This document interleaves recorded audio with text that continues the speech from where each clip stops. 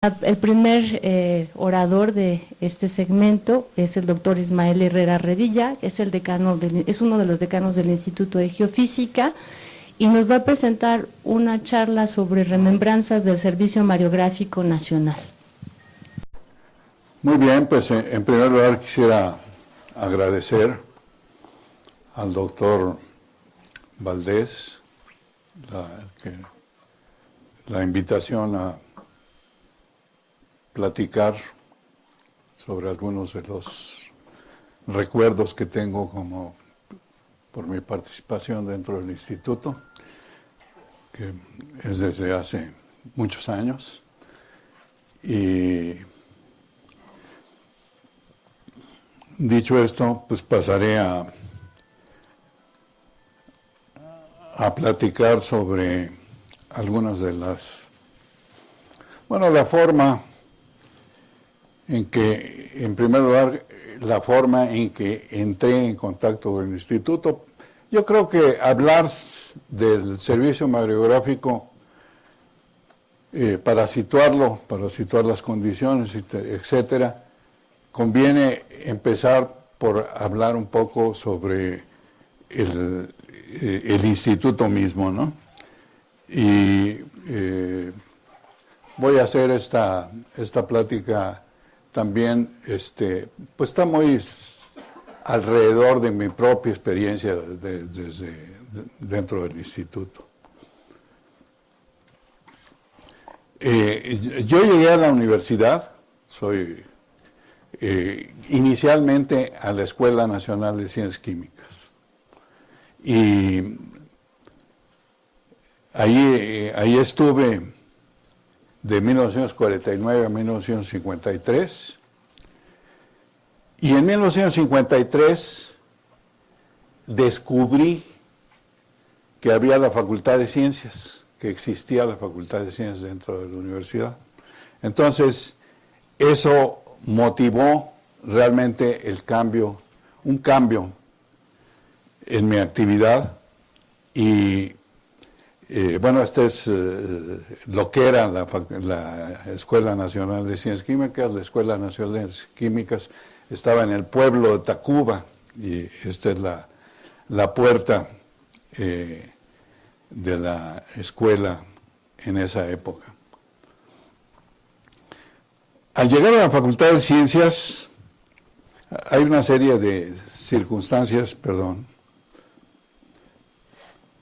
Al llegar a la Facultad de Ciencias nos tocó vivir una época muy especial.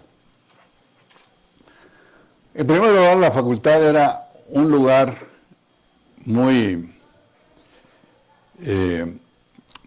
era ejemplar, había una gran motivación para estudiar la ciencia, y además de eso había un grupo de personas, de maestros sumamente motivados, y nos tocó la fortuna.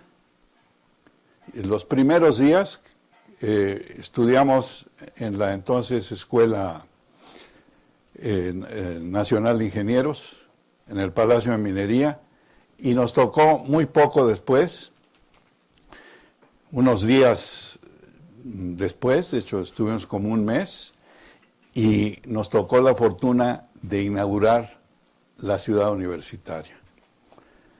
Realmente tuvimos maestros muy destacados, como Marcos Mochinsky, como Roberto Vázquez. En mi caso particular, Roberto Vázquez tuvo una influencia en mi desarrollo como matemático sumamente grande, además de que fue un gran maestro. Y posteriormente entré en contacto con Solomón Lepches. Solomón Lepches era un agente, uno de los matemáticos más destacados de la primera mitad del siglo XX, fundador de la topología, y con su apoyo pude pasar a la Universidad de Brown a hacer mi doctorado en matemáticas aplicadas. Había un antecedente dentro de Brown, dentro del Departamento de Matemáticas Aplicadas. Julián Adem había obtenido su doctorado precisamente en esa universidad y dentro de la División de Matemáticas Aplicadas. Entonces, Solomón Lepches me pidió que entrara en contacto con Julián, que él era entonces, curiosamente, director auxiliar del Instituto de Geofísica. Es un poco curioso, como que director auxiliar. Bueno, estamos hablando de épocas muy diferentes. Estamos hablando de 1958, en particular 58 fue cuando yo fui a hacer el doctorado Brown. Julián Adem, el director fundador del Instituto de Geofísica fue don Ricardo Monjes López, el ingeniero Ricardo Monjes López. Entonces, el director titular era el ingeniero. El ingeniero ya tenía cierta edad, aunque era muy activo y siempre... además de eso, seguramente para impulsar a los jóvenes, había invitado al doctor Julián Adem como director auxiliar. Entonces, Julián Adem se interesó en que regresara yo al Instituto de Geofísica cuando obtuviera mi doctorado. Yo en la Division of Applied Mathematics pasé 4 años, en 62 regresé doctorado y regresé inicialmente al Instituto de Ingeniería, lo cual me fue útil porque me pude dar cuenta de otros aspectos de la forma en que se desarrollaba la investigación dentro de la universidad. En general, dentro de la universidad, la investigación, teníamos la investigación científica, que entonces estaba alojada en la Torre de Ciencias, dentro de la ciudad universitaria, y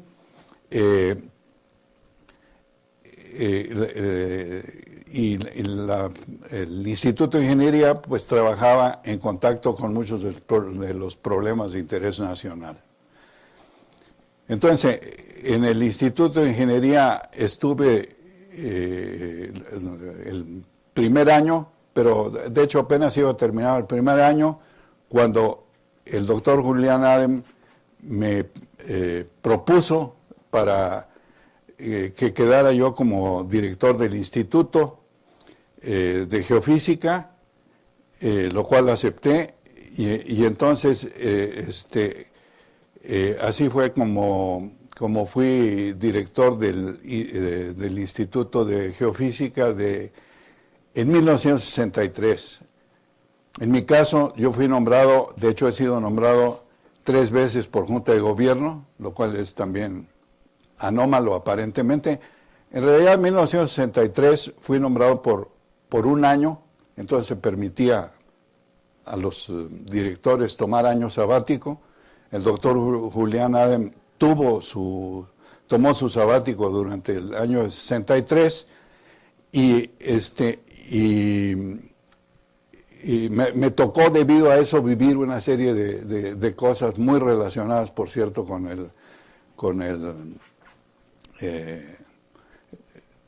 el servicio mareográfico, que voy a explicar un poco más adelante, y finalmente fui nombrado director titular para cubrir el periodo 66 a 71. Por cierto, yo ese periodo no lo terminé completamente, porque en 71 fui nombrado director técnico fundador del Consejo Nacional de Ciencia y Tecnología.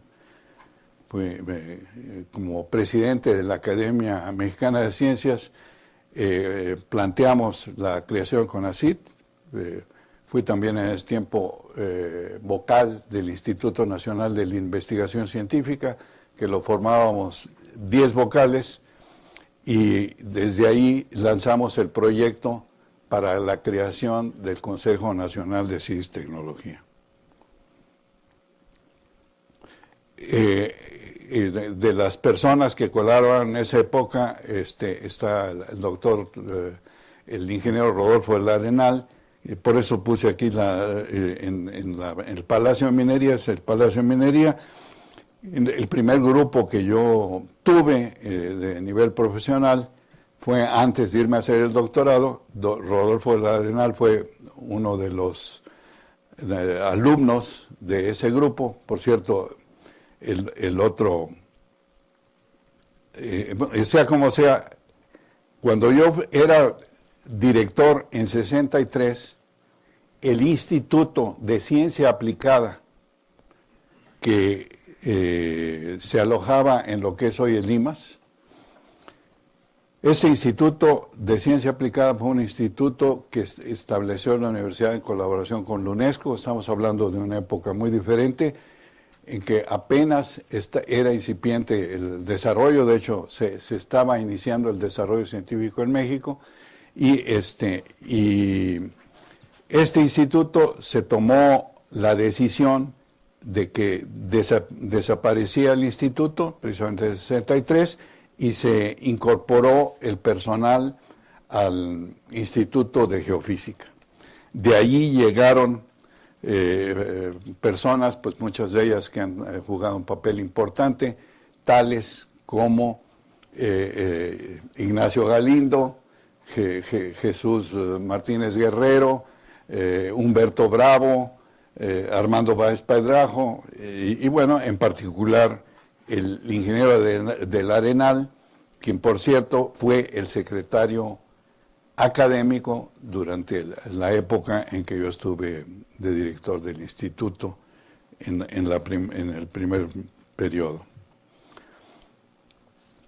El Servicio Mareográfico Nacional, bueno, primero yo creo que conviene recordar, el Instituto de Geofísica se funda en 1947, aunque sujeto, o sea, fue aprobado por el Consejo Universitario, pero con la condición de que no iniciaría actividades sino hasta que dispusiera de presupuesto.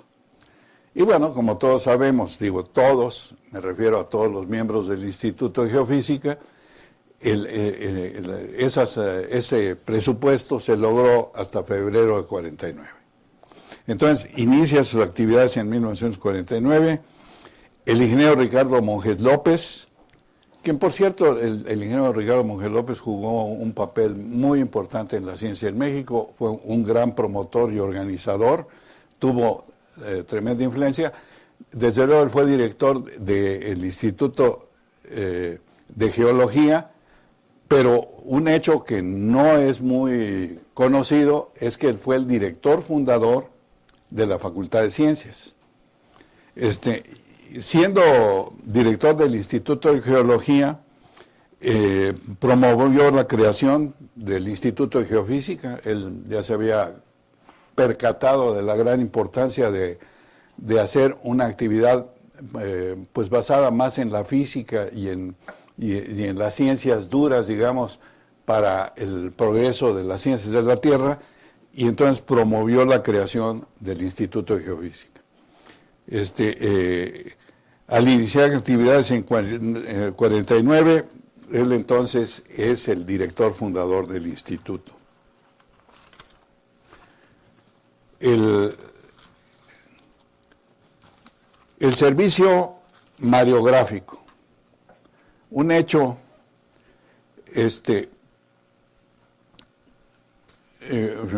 un punto importante e interesante es que el servicio mareográfico del Instituto de Geofísica se inició con la colaboración del Servicio Geodésico Interamericano, the Inter-American Geodesical Service. That was the way the mareographic service started here at the National University of Mexico. Esa fue la forma en que empezó. Desde luego, estamos hablando de una época en que no había gente formada en ciencias. Había algunos profesionistas muy competentes, pero no había gente formada para dedicarse a la investigación, ni había personas. La ciencia en México, digo, me estoy refiriendo a la ciencia postrevolucionaria, o sea, después de la Revolución Mexicana, porque luego bien sabemos que hay una historia larga anterior a la Revolución de diversas personas que destacaron en esa época, pero la ciencia postrevolucionaria realmente nace a fines de los 30s, y en los 40 es cuando se crean muchas de las dependencias actuales. Entonces, no había personal formado.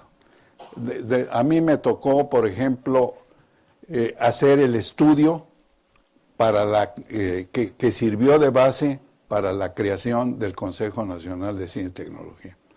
Se nos pidió a la academia, como ya dije, en ese tiempo era yo presidente de la academia, se nos pidió que la academia hiciera un estudio para la reorganización de la ciencia, orientado a hacer, se intentaba ampliar, esto se ha venido repitiendo, desgraciadamente apenas está esperando a ver si ahora sí se cumple. Desde entonces se habló de pasar del 0.03% de inversión en ciencia del PIB, pasar al 1.5%. Y el estudio tenía esa intención, y quienes se hizo de manera participativa, participaron en el estudio todos los que estoy hablando. Este estudio se hizo en 1970, y todavía en 70 simplemente no tan solo fueron los científicos, sino bastaba que manifestaran interés en ciencia para que muchas veces se les considerara como científicos. El doctor, en el caso del servicio mariográfico, fue el doctor José Merino y Coronado, a quien se le encargó la formación de lo que entonces se llamó el Departamento de Mareas. Realmente la propia estructura de la universidad todavía no se definía adecuadamente. ¿Qué cosa era un departamento? Pues no estaba muy claro, pero se le llamó Departamento de Mareas. Y fue el doctor José Merino Coronado quien inició la organización del servicio. Al principio, los rollos, o sea, los mariogramas, se enviaban a Washington, porque realmente la situación todavía de nuestro desarrollo era tal que no se manejaba esa parte. Fue precisamente el doctor Merino Coronado, algunos de ustedes lo llegaron a conocer personalmente. El doctor Merino era una persona muy, muy ingeniosa, muy dinámica y inventiva. Inclusive fue capaz de entrar en diversos campos, y fue él quien desarrolló la capacidad inicial.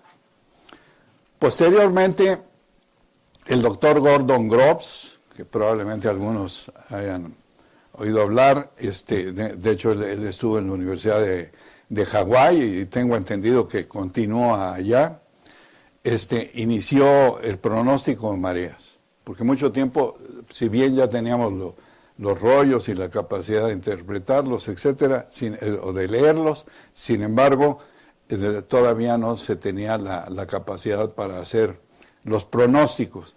Y fue el doctor Groves quien en una estancia aquí en México entrenó gente para hacer el pronóstico, y desde luego el pronóstico de mareas fue una actividad que se convirtió en una rutina anualmente se hacía el pronóstico y se publicaban las tablas de mareas en aquella época, que desde luego, bueno, ya el doctor Valdés, nuestro director, cuando intervino en la inauguración, nos señalaba la gran diversidad de usos y de funciones que tiene esta información.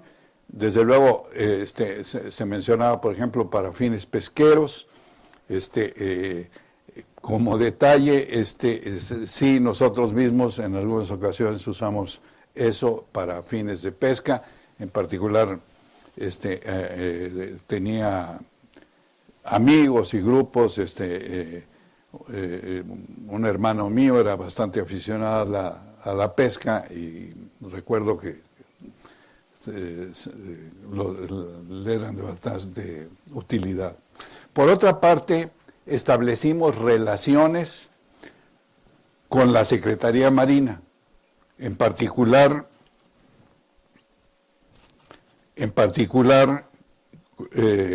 con la Dirección de Faros e Hidrografía, que les dimos, de hecho hubo un acuerdo de colaboración en que la dirección estuvo en medio piso del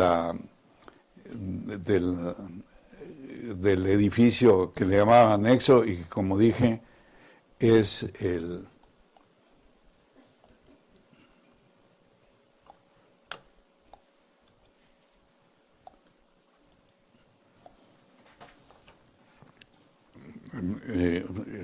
fue pues una colaboración bastante estrecha en aquella época y ocuparon el medio piso de lo que es hoy el edificio de Limas. El Servicio Mareográfico Nacional pues, ha tenido diversos jefes, quise no dejar de mencionarlos. Está el doctor José Merino y Coronado, el ingeniero Herminio Cepeda,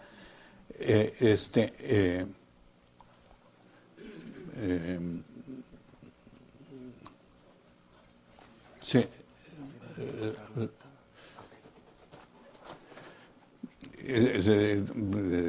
No pude obtener fotos de todos ellos, pero por ejemplo está el doctor Nicolás Grijalva, que fue el primer jefe del servicio. En aquel tiempo se hizo un esfuerzo por vincular la actividad del servicio mareográfico con el desarrollo de la oceanografía física.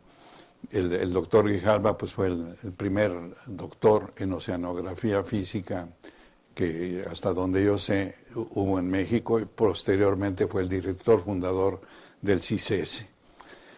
El ingeniero Francisco Gribel, por ejemplo, en mi segundo periodo, que lo cubrí de 1983-89, quien estaba a cargo era el ingeniero de la jefatura del servicio, era el ingeniero Gribel, y desde luego él trabajó de manera muy constante para mantenerlo y llevarlo adelante. Por cierto, aquí debo mencionar que aquí están algunas otras cosas, pero en particular yo quisiera agradecerle al doctor Jorge Zavala, que fue quien me proporcionó parte de, más bien este material gráfico que estoy mostrando.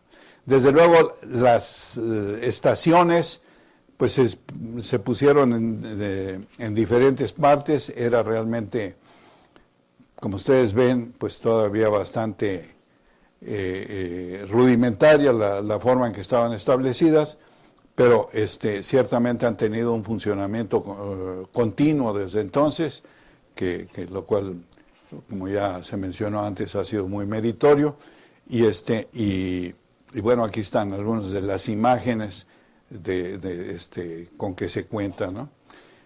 Yo creo que pues prácticamente ha agotado mi tiempo, simplemente pues creo que mi plática sirve como una cosa introductoria para las que vienen a continuación, que ya son de carácter más técnico. En particular tengo entendido que quien va a continuar después de mí va a ser el doctor Gerardo Suárez, que pues dará ya más detalles de él es sismólogo y y desde luego, y además que también es director del instituto, y le tocó vivir pues también una época de bastante mayor desarrollo del instituto que la época a la que me he referido, que fue la inicial. Si ustedes se fijan, yo he hablado sobre todo de los periodos que cubrí en los 60s, de tal manera que era una época en que estaba todavía muy poco desarrollado, ¿no? Ya las cosas cambiaron y seguramente de eso les va a hablar el doctor Gerardo Suárez. Pues muchas gracias y nuevamente.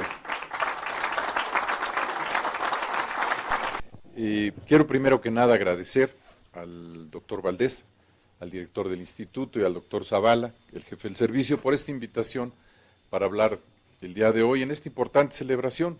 Me parece que es altamente meritorio el llegar a los 60 años, y eso yo lo digo por experiencia personal, pero además llegar con plena capacidad, gran crecimiento y productividad a los 60 es aún más meritorio, y eso ya no lo digo por experiencia personal.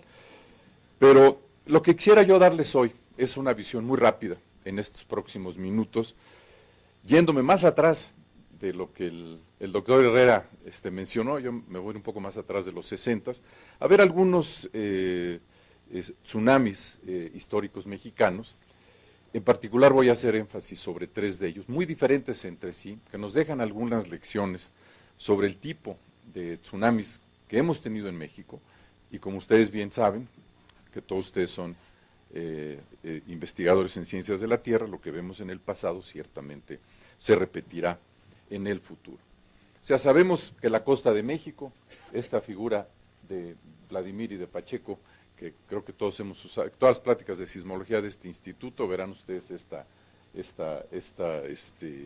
esta figura, muestra los 100 años durante el siglo XX, de los sismos más importantes a lo largo de la costa. Y México es un país con una gran actividad sísmica en la zona de subducción, como ustedes bien lo saben. Aquí faltan algunos recientes, como el temblor de Ometepec del año pasado, pero es una zona de subducción que en los últimos años no ha producido grandes temblores, es decir, grandes temblores como hemos visto recientemente en Indonesia, en Japón, en Chile, pero aún así es bastante fértil.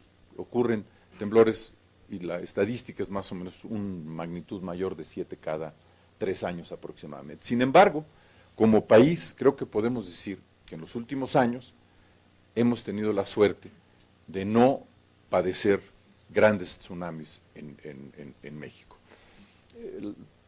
Las razones son complejas, creo que no entendemos del todo el por qué, pero los sismos locales no han producido grandes tsunamis, con algunas excepciones, importantes excepciones, como verán. Y por otro lado, la geometría, la orientación de la costa mexicana en esta dirección también nos hace ser muy poco vulnerables a tsunamis que vienen desde lejos. Si lo ven ustedes, y gracias al servicio mareográfico, tuvimos el registro del tsunami de Japón, y que fue realmente muy, muy pequeño en México, porque la costa mexicana es oblicua a la dirección de propagación. Lo mismo sucede para los grandes sismos de las Aleutianas.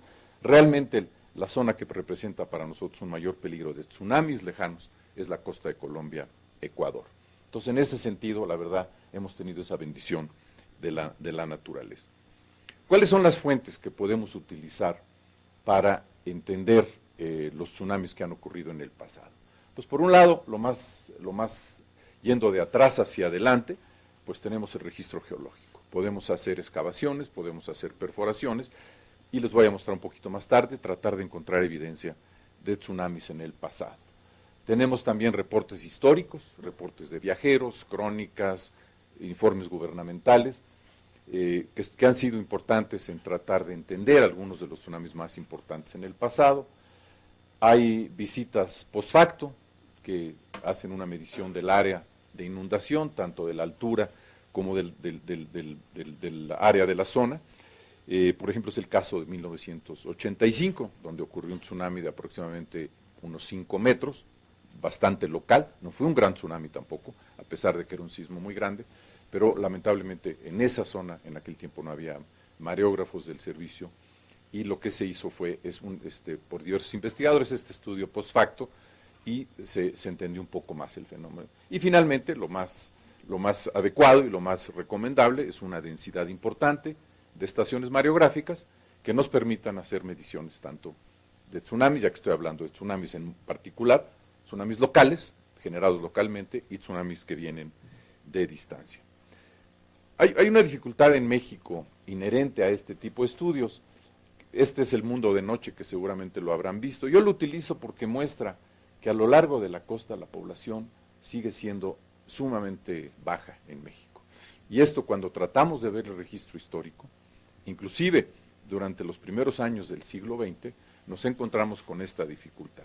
Aún para un tsunami en 1925, que verán que los reportes son inciertos, hay contradicciones, y esto se debe a la muy baja densidad de población que hay en la costa, que realmente, como ustedes saben, esta es una imagen reciente de satélite, y las luces que ven son de los centros turísticos desarrollados desde 1960 o 70 a la fecha, pero antes de ello la población era muy poca y sumamente aislada, y es un problema en la recolección de datos históricos, y de nuevo me refiero a la historia hasta casi desde la primera mitad del siglo XX para atrás, que es realmente importante. Yo quisiera hacer una muy breve reseña, más que reseña, un resumen debería llamarse esta transparencia de los tsunamis en la costa de México durante los últimos 300 años aproximadamente. O sea, Farreras en sus diversas publicaciones, lo puse aquí simplemente porque ha sido el pionero en hacer estos catálogos de tsunamis, dice que hay aproximadamente unos 70 reportes de tsunamis o marejadas, pueden ser tsunamis producidos por temblores o marejadas, estos surges de tormentas en los últimos 300 años aproximadamente. Y de nuevo la documentación es realmente escasa. Hasta donde sabemos, solo 2 de ellos han cobrado víctimas importantes, el temblor de 1932 y el temblor de 1787, del que hablaré un poco más tarde, que de hecho este temblor de 1787 y el correspondiente tsunami es, sin lugar a dudas, y por mucho, el tsunami más grande que se ha registrado en nuestro país. Y en los últimos 100 años, en donde tenemos un poquito más de información, los tsunamis más importantes son en Zihuatanejo en el 25, en Cuyutlán en el 32, en 95 en el temblor de Colima, Jalisco, donde sí tenemos registros mareográficos afortunadamente y que nos sirvieron algunos como una referencia para calibrar los datos de mediciones con GPS para ver la deformación de la costa después del sismo, y en el caso del 19 de septiembre. Yo en esta plática, en lo que me resta, si me permiten, yo quisiera concentrarme en el sismo de 1925, en el de 1932 en Cuyutlán, que son totalmente diferentes, y ambos representan problemas muy interesantes que creo que aún no entendemos plenamente, y finalmente hablar del temblor del 28 de marzo y del tsunami del 28 de marzo, más que el temblor del tsunami de 1787. El tsunami del 16 de noviembre de 25 fue una incógnita por muchos años, porque primero que nada se reportan olas de entre 7 y 10 metros, pero hay muchas contradicciones en los informes. Personalmente pienso que esto podría estar inclusive un poco exagerado. Por otro lado, el único sismo, si pensamos que el tsunami se provocó, no hay un sismo lejano, si ustedes buscan en los catálogos, no hay un sismo lejano en algún lugar del mundo que hubiese provocado un tsunami, ni reporte de un tsunami en cualquier otro lugar del Pacífico.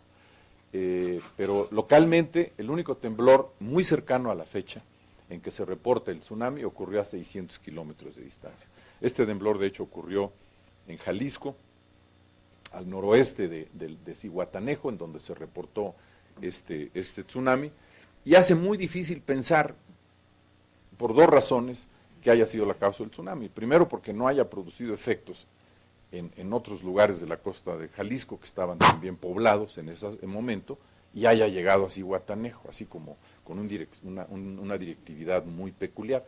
Y por otro lado, que un sismo de magnitud 7, que hay sismos de ese tipo, pero que un sismo de magnitud 7 a esa distancia haya provocado un tsunami.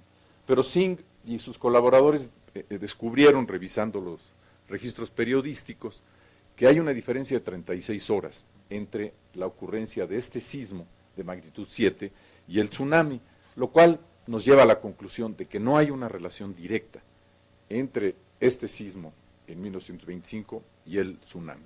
¿A qué se debe? Podemos especular. Se puede ver un deslizamiento submarino en la zona de la trinchera frente a la costa de Guerrero.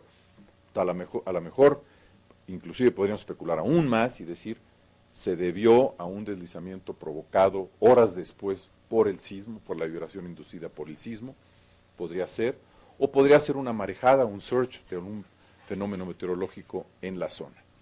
Pero realmente es una incógnita, pero fue aparentemente un tsunami importante, aunque no tengo yo al menos reportes, no conozco reportes de víctimas.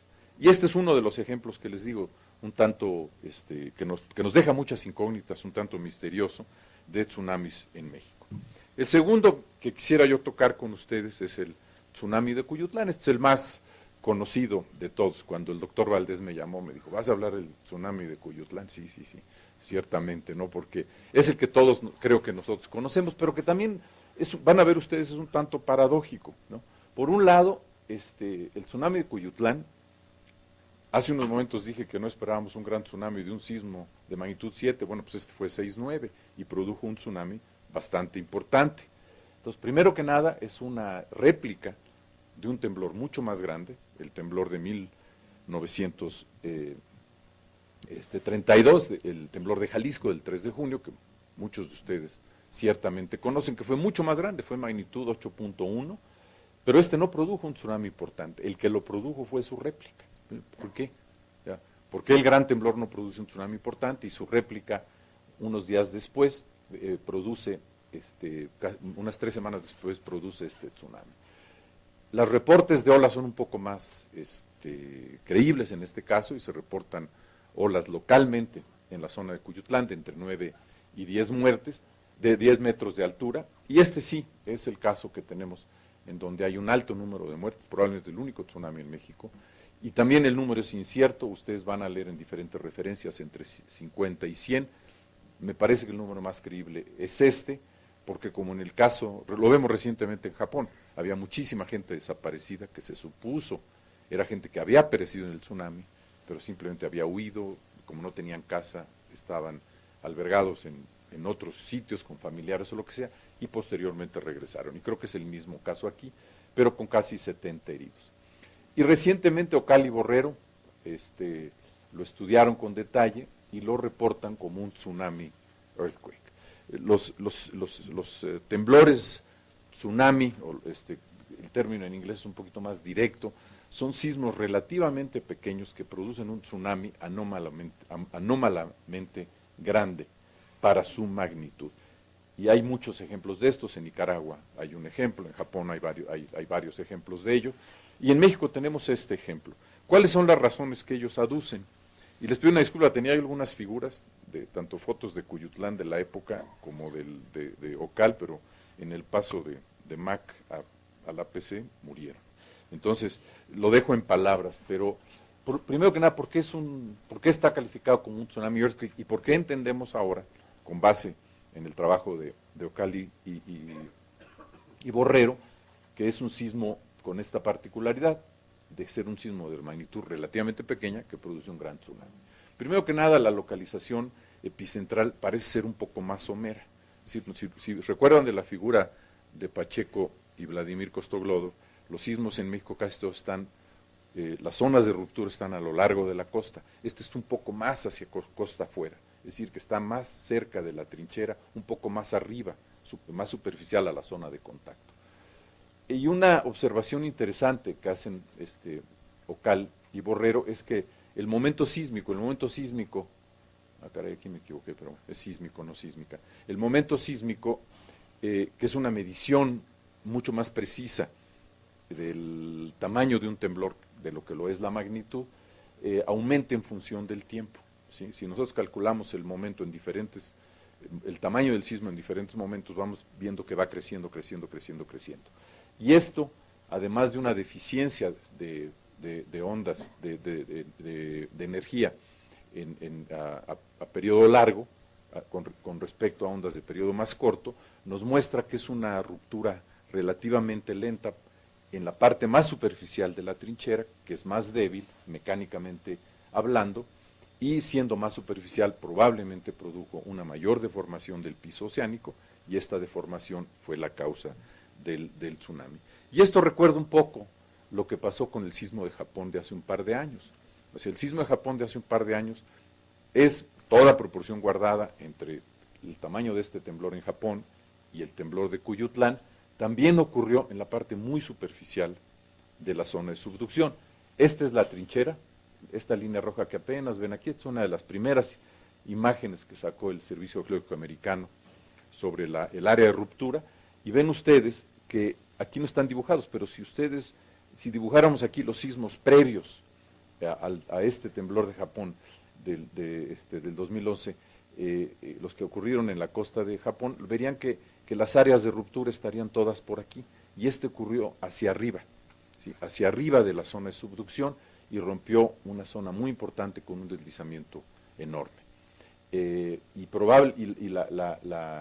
Las deformaciones en esta zona fueron tan grandes que de nuevo produjeron esta deformación del piso oceánico que produjo un gran tsunami. Entonces, en este sentido, y de nuevo toda proporción guardada, el sismo de Cuyutlán tiene esta similitud con el sismo de Japón, y lo tendría también con un sismo que ocurrió en Nicaragua hace unos 20 años aproximadamente, que también es un sismo tsunamigénico. Hay gente en la costa que ni siquiera lo sintió, hay gente que reporta, de ahora que tiene oportunidad de visitar la zona por diversas razones, la gente ni siquiera lo sentimos, y de repente, minutos más tarde, llegó el tsunami, siendo también un sismo de periodo muy largo, de ruptura muy lenta, de este tipo de tsunami earthquakes. El sismo más grande, hasta donde tenemos noticia, con base en el registro histórico que tenemos hoy día, es el del 28 de marzo de 1787. En estas fechas, en 1787, hubo una secuencia de 3 sismos muy importantes, probablemente todos ellos mayores de 7.5. El 28 de marzo, que es el sismo más grande, y 2 réplicas, una el 30 de abril y una el 3 de abril, que inclusive en algunos reportes históricos se confunden.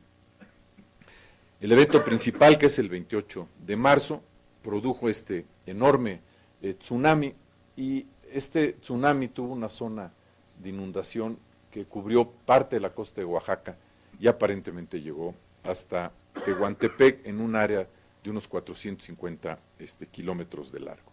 La zona de inundación, es decir, el área que el tsunami cubrió, por lo menos en donde tenemos los datos históricos más precisos, que es en la zona cercana, y ahora se los mostraré, a Pinotepa Nacional, en la costa de Pinotepa Nacional, alcanzó una zona de inundación de casi 6 kilómetros. El mar penetró casi 6 kilómetros, y hay reportes relativamente detallados para la época de pescadores y vaqueros que estaban en las lagunas costeras y en la planicie costera, que fueron arrastrados y inclusive dejados ahí engarzados en los árboles en los montes más próximos.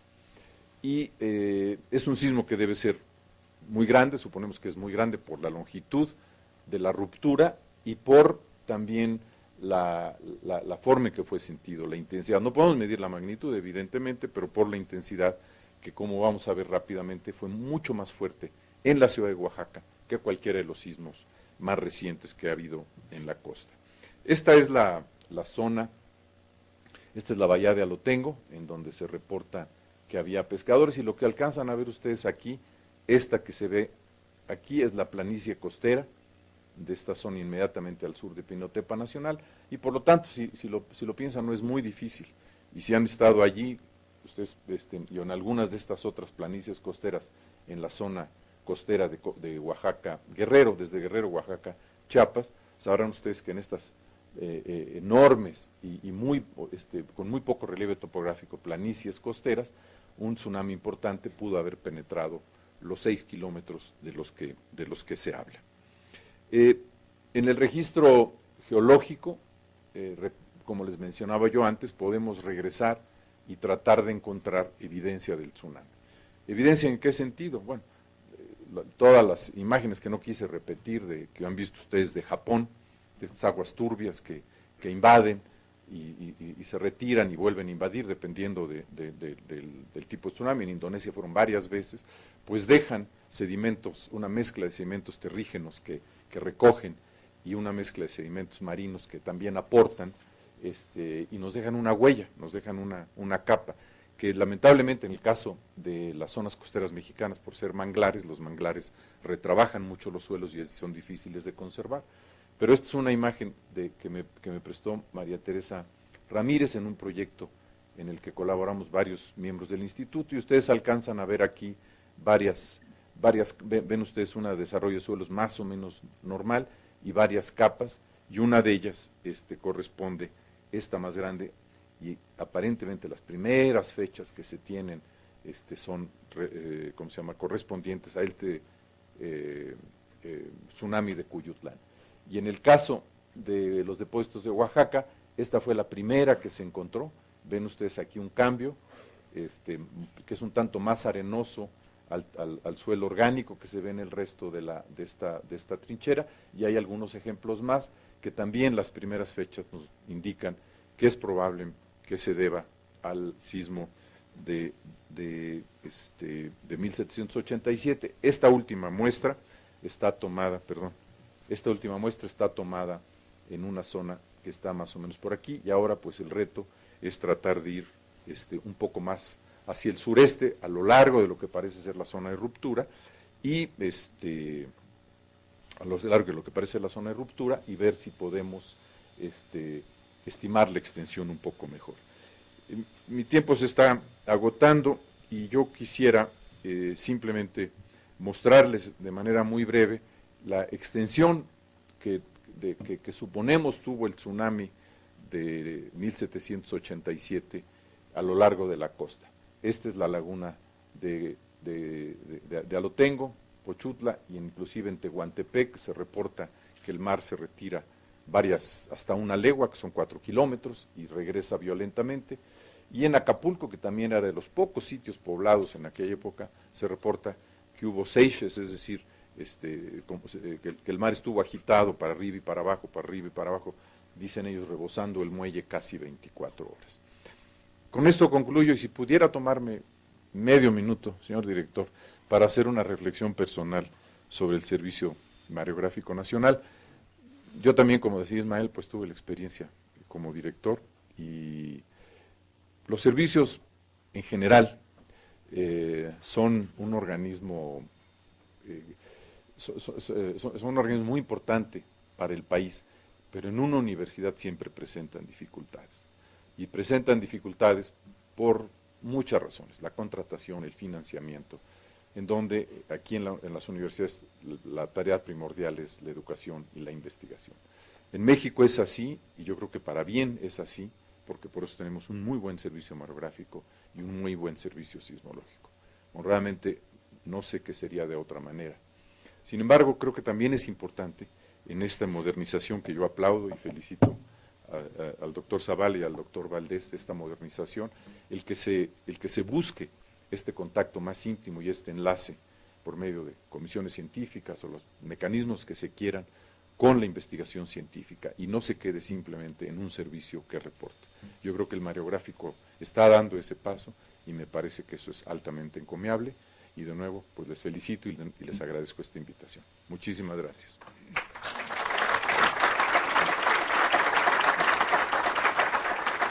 Felicidades a todos y todos los que de alguna manera estamos relacionados al servicio mareográfico. Pues una felicitación, 60 años, como se dijo ya hace un rato en la inauguración, se dice fácil, pero a lo mejor en México es un reto el poder tener mediciones con sus altibajos y con sus problemas y todo por 60 años. Entonces, felicitaciones y otra vez muchas gracias.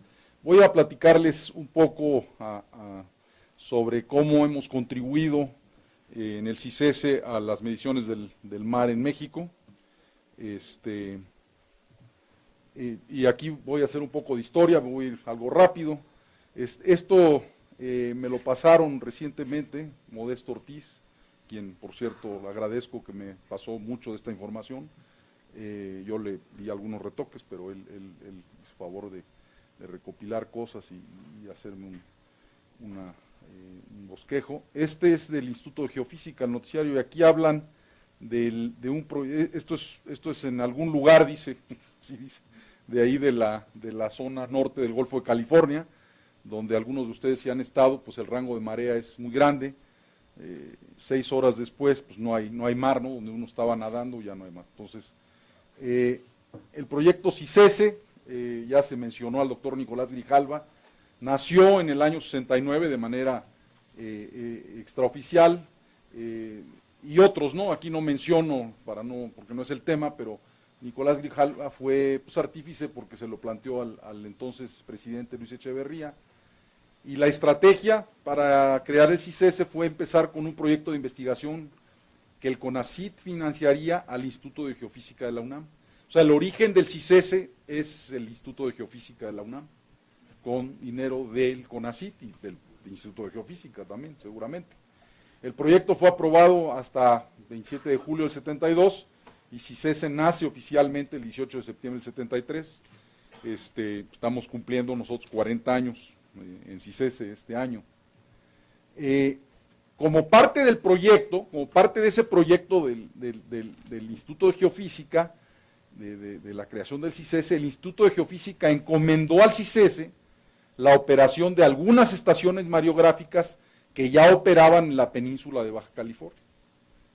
Ayúdenos, o hagan esto, porque es parte del proyecto. Eran 3 grandes temas y uno de ellos era esto. Y aquí está lo que se escribió de este proyecto, ¿verdad? Aquí está, se llamaba el proyecto Estudios Oceanográficos en aguas adyacentes al territorio nacional. Aquí se habla de Eugenio Méndez Ocurro, bueno, y aquí están autoridades de la UNAM, rector Pablo González Casanova, Luis López Moctezuma como rector de la UABC, Guillermo Soberón, que era el coordinador de ciencias, etcétera, Raúl Ondarza, Julián Adem, Marcadio Poveda, Juan Manuel Lozano, Nicolás Grijalva. Y incluso aquí está hasta el presupuesto. Desde la creación del CICESE hemos trabajado en coordinación con el Instituto de Geofísica y considerado que los mareógrafos que hemos estado operando están integrados plenamente al Servicio Mareográfico Nacional, cumpliendo la encomienda que se nos hizo en 1972 como parte de ese proyecto. Entonces eso pues, es algo que quiero resaltar, que así ha sido y habla de esta coordinación y de esta suma de esfuerzos. Aquí nada más les pongo porque aquí hay personas también, se mencionan, si ustedes las ven, aquí por ejemplo está Ignacio Galindo, como dice, por las siguientes personas el proyecto va a estar, ¿qué dice ahí? Ajá. Y hay personas que van a estar, el personal, estos están en México, estas personas, y otros van a estar en Ensenada, ¿verdad? Y ahí está Nicolás Grijalva, de hecho María Luisa Argote y otras personas que estuvieron ahí, y ahí ya están, nomás lo puse para cuestiones históricas. Bueno, siguiendo con la historia, a raíz de la creación del CICESE se empieza a trabajar con la red mareográfica local y se instalaron mareógrafos en Puerto Valleto, en Islas Marías, en Bahía de Los Ángeles, en San Felipe, en Loreto, en Cabo San Lucas, San Quintín, Isla de Cedros, Isla Guadalupe e Isla Socorro, que están aquí en esta figura de la península y las islas que se mencionan. Aquí está Nicolás Grijalva, ¿no? Instalando este mareógrafo en 1973 en Puerto Valleto, Islas Marías. Obviamente, y utilizo la transparencia que nos mostró el doctor Gerardo Suárez hace poquito, donde se veían las luces, pues en México se veían pocas, ¿no? En la costa, pero en la península de Baja California, pues estaba apagado, ¿no? Se veía realmente, y digo, sigue siendo una zona pues muy virgen todavía y con muy poca población, muy poca densidad de población. En aquellos días y en esas zonas, en esas estaciones, aquí es Isla Guadalupe en verano del 84, era difícil pues todo. Aquí hay una pues, recopilación del detalle de cómo se tuvo que hacer para poner el tubo y instalar el mareógrafo, ¿no? Estas son tomas de ahí en Isla Guadalupe. Era complicado construir y luego mantenerlas, ¿no? Una cosa construirla y otra mantenerla. Esta es Bahía de Los Ángeles, ahí este es de febrero del 91, el muelle, y me decía Modesto que esta es la caseta donde estaba instalado, ¿no? Entonces esa caseta sufría de los muchachos que ahí se echaban clavados, o sea, la usaban para subirse y echarse. Entonces, después de muchos intentos, dijeron, mejor vamos a hacerles una escalera por si no destruyen el asunto. Entonces le hicieron una escalera así, para que los muchachos que quisieran, las personas que quisieran echarse clavados, pudieran subir. Y este era el trampolín, vamos a decirlo así. Eso en Bahía de Los Ángeles. En Isla Socorro, en las Islas Revillagigedo, estos son fotos de diciembre del 91 y de abril 92. También finalmente se decidió poner la caseta hasta acá porque esto pasaba las tormentas y estaba muy expuesta esta pequeña bahía, que por cierto ahí debe estar el nombre por ahí. Se dice aquí, con apoyo del personal militar en Isla Socorro, se trasladó la caseta de instrumentos a la cima oeste de la Bahía Vargas Lozano. Esta es la Bahía Vargas. Esta caseta es de fibra de vidrio, de 1 pulgada de espesor y peso de 300 kilogramos. Entonces ahí ven ustedes parte de la historia. En las estaciones que sobrevivían, era un reto arrancarle un dato al mar, con aquellos instrumentos mecánicos que fortuitamente dejaban de operar. Podía ser que llegaban, instalaban después de mucho trabajo y lo que fuera, y pues ahí le echaban la bendición y se iban. Y a los 15 minutos dejaba de operar, entonces regresaban meses después y pues ni un dato, ¿no? Eso pasó. Además de todos los peligros y peripecias de estos viajes de inspección y mantenimiento a estas zonas que eran pues, poco pobladas, ¿no?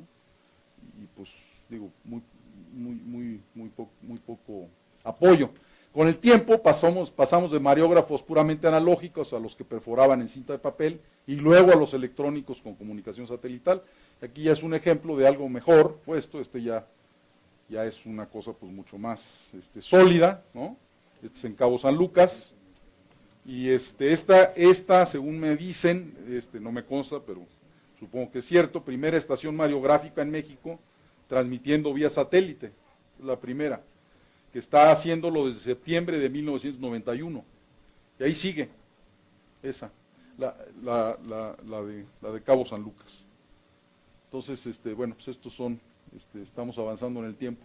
Luego llegó 94 con el error de diciembre y hubo una depresión económica, etcétera. Muchas estaciones mariográficas dejaron de operar en el CICESE, no había dinero para inversión ni para operación.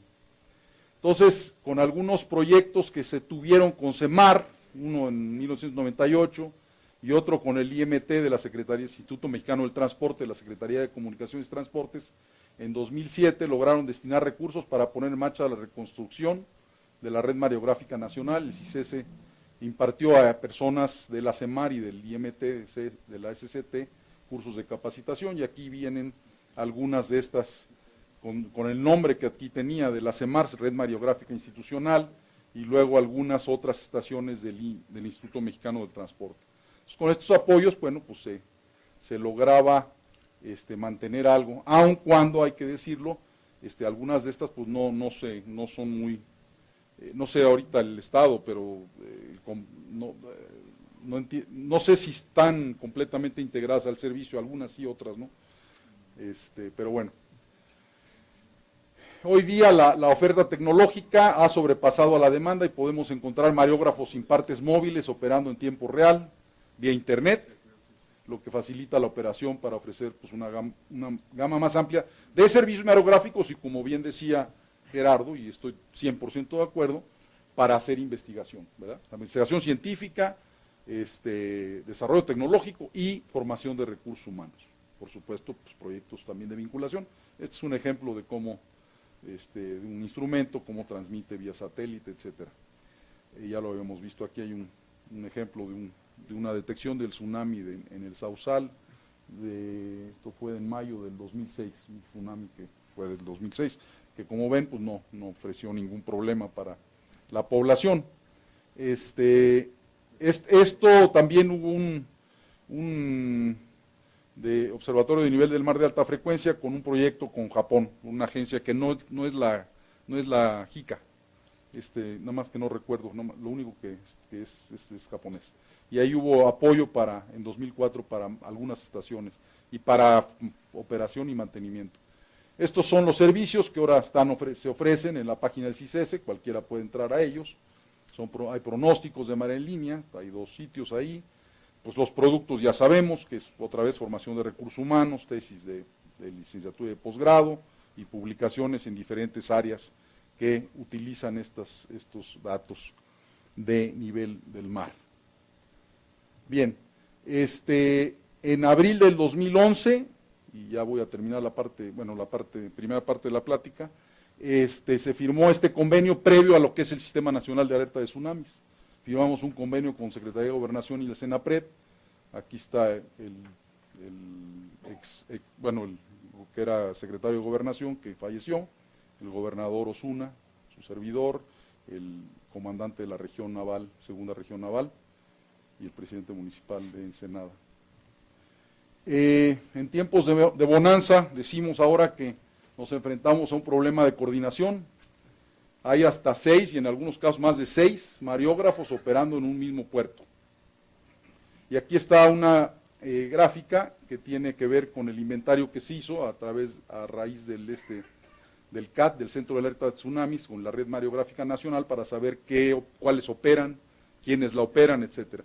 Y aquí ven ustedes con colorcito, ¿verdad? Hay algunas donde están todas las instituciones, en sitios donde hay, creo que por ejemplo, nada más que no alcanzo a ver,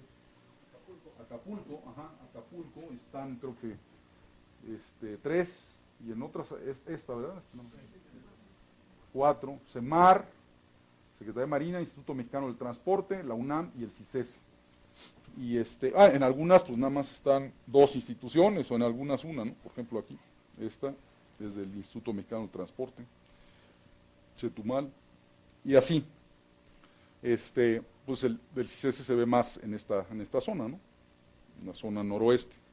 Entonces ese asunto pues es un reto también, donde con recursos que no son ilimitados, pues uno podría preguntarse si es necesario tener tantos, ¿no?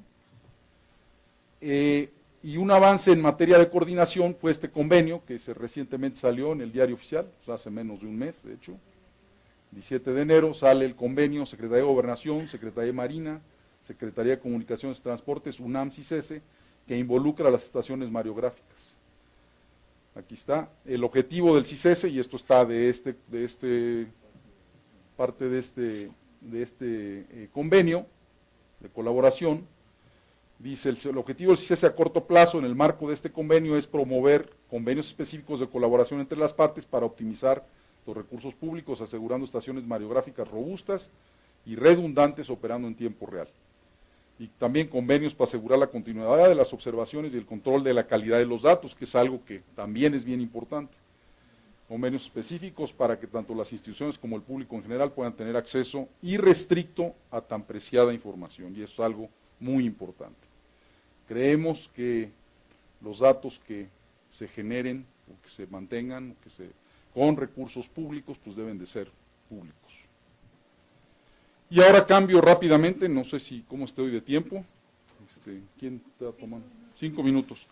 Les voy a platicar un poquito sobre una utilización. Ya el profesor Wood, que nos hizo favor de darnos una espléndida plenaria, conferencia magistral, habló sobre esto, relacionado al cambio climático. Yo les voy a dar un poco más de datos o de algunas cuestiones que han salido. Esto está basado en un trabajo de Modesto Ortiz y Juan Ignacio González, que en paz descanse, de un informe técnico correspondiente a un convenio con el INTA, con el Instituto Mexicano de Tecnología del Agua. Es un trabajo del 2008, pero está bastante, todavía creo que vale mucho de lo que ahí hallaron. Fíjense, en esta gráfica están localizadas 123 estaciones mareográficas que se consideraron en este estudio, en este trabajo. Los círculos indican localidades donde la tendencia lineal del nivel del mar va a la baja, es negativa pues, o sea, ahí el nivel del mar en principio, o sea, hay otras cosas hay que considerar, disminuye, y las cruces indican positivo, ¿no? Entonces, esta es una primera vista así general. Entonces se ven más cruces que círculos, indudablemente.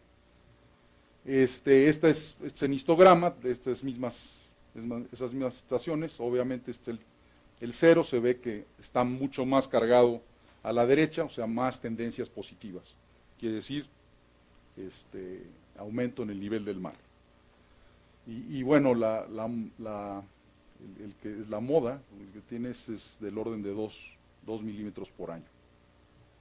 La tendencia, y esto ya voy a entrar rápido, y estas son de regiones a lo largo del Pacífico, de la costa oeste del Pacífico, desde Alaska, estas son las estaciones aquí, y estos son las series con sus tendencias, ahí explica que son esencialmente la recta indica la tendencia lineal, obtenida a partir de los promedios mensuales, y los números al lado derecho son la pendiente en milímetros por año y su intervalo de confianza al 95%. Entonces, aquí ven ustedes que hay varios negativos en Alaska, en estas primeras, Kodiak, etcétera, y luego hay positivos y algunos con bastante crecimiento, ¿no? 6, este es -8 en Yalucat, aquí en Ketchikan, pues ni sube ni baja prácticamente, en Churchill baja. Luego nos vamos de Victoria hasta San Diego, o sea, toda la parte que es Estados Unidos principalmente, toda la costa oeste, hasta San Diego, son las estaciones, y estas son las pendientes de esas estaciones. Se ven más positivas, en este caso la única negativa que veo son estas dos, y esta también, Crescent City. Y hacia acá, Los Ángeles, San Diego, son positivas. Y luego voy a mostrar las de México, empezando por Ensenada, metiéndome al Golfo y siguiendo la costa oeste ya de la costa pues de los estados Sonora, Sinaloa, etcétera. Y aquí están las mismas pendientes, ¿no? La mayoría de ellas positivas, excepto Acapulco, que está, y Puerto Ángel también, Salina Cruz. Esos son los datos, así pues hasta donde hay, ¿no? Hasta donde se tenía el registro de esas estaciones, los 40 en algunos casos, o los 20. Se concluye de este estudio, o sea que extraje lo que dice, son 3 los factores importantes que contribuyen a los cambios de largo plazo que se observan en el nivel del mar: la fusión de los glaciares, ya se mencionó, el aumento en la temperatura de la capa superior del océano, por expansión térmica, y los movimientos verticales de los márgenes continentales, que en la mayoría de las estaciones es el más importante, según este estudio, es lo que más contribuye, que se mueve el mareógrafo, o sea, la Tierra se mueve. Aún así, con todas las incertidumbres inherentes a las observaciones del nivel del mar en las estaciones que mostramos, se observa una aceleración en el aumento del nivel del mar a finales del siglo XIX y un subsecuente aumento lineal del nivel del mar a razón de 1,5 milímetros por año desde principios del siglo XX. Una evidencia más que el planeta está en una fase de calentamiento global y de que gradualmente hemos venido experimentando lo que es el cambio climático, no desde el día de ayer, sino desde al menos los últimos 100 años. Y con eso termino. Muchas gracias.